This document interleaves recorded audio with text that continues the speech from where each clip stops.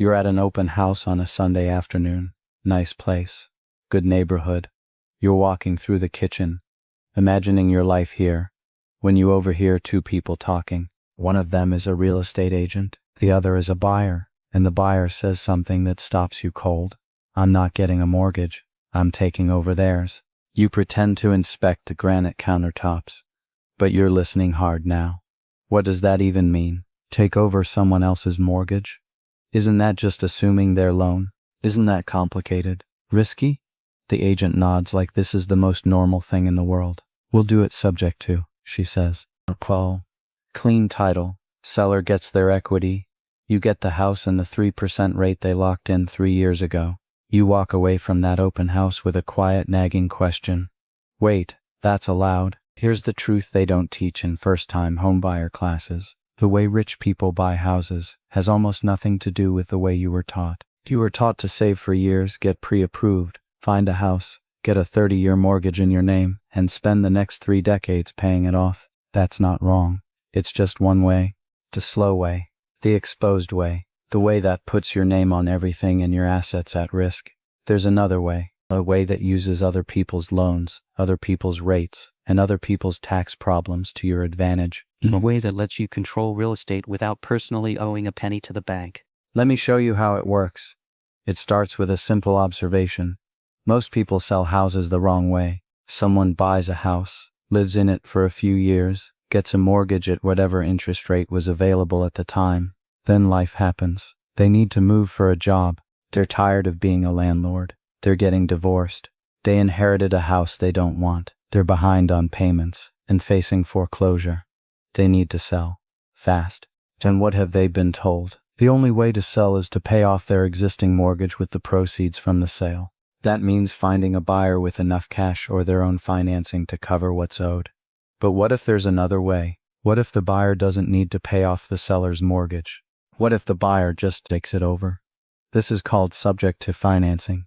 It means the buyer takes ownership of the house, subject to the existing mortgage staying in place. The loan stays in the seller's name. The house transfers to the buyer. The buyer makes the payments. The seller's name stays on the debt, but they no longer own the house. If that sounds like a loophole, it's because it is. A legal one that's been used by sophisticated investors for decades. Let's walk through an example so you can see the mechanics. Couple bought a house 5 years ago for $300,000. They put 20% down, got a 30-year fixed mortgage at 3%. Their remaining loan balance is about $230,000. The house is now worth $400,000. They need to move across the country for a job. They list the house. A traditional buyer would need a $400,000 mortgage at today's rates, which might be 6% or 7%. That buyer's payment would be much higher. The couple might have to lower their price to compete.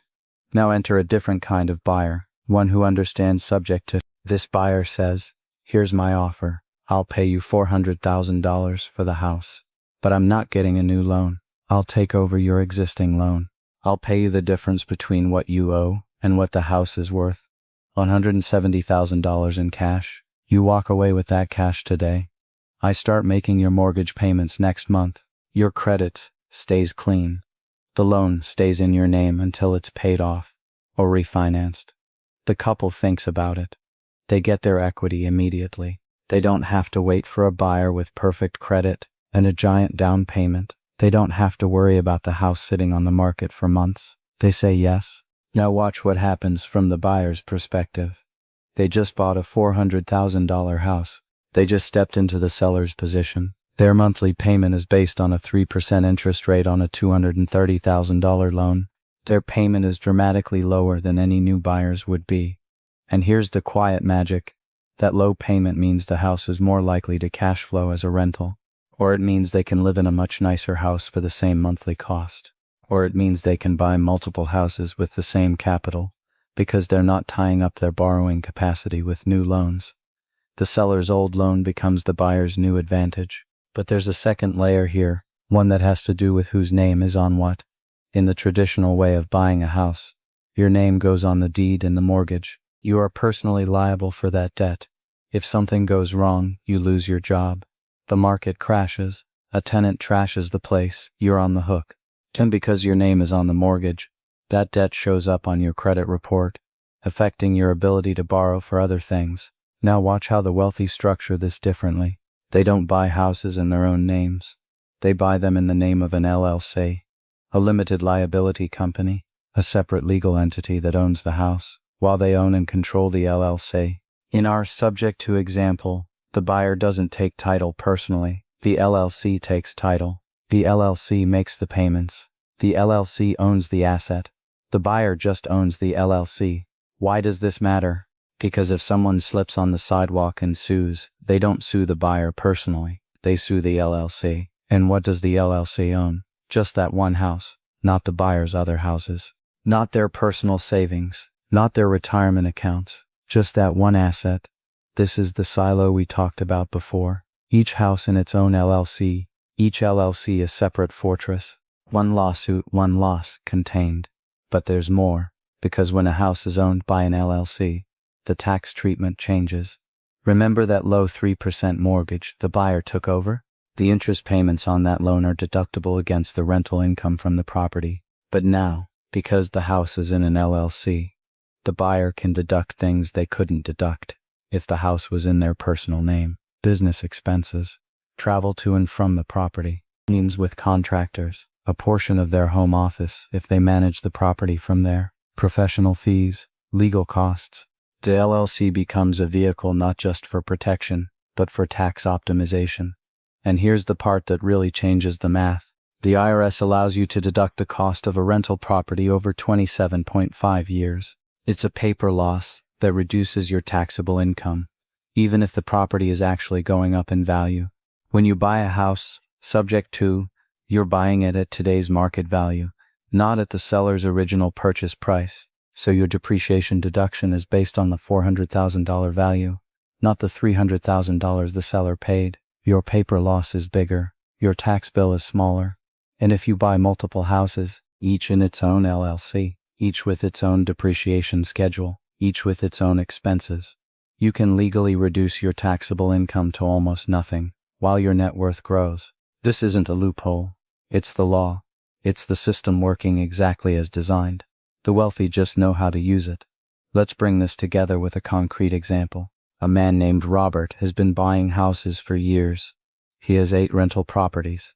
Each one is in its own LLC. Each one was bought subject to an existing loan with a low interest rate. He paid cash for the equity, took over the payments, and now collects rent.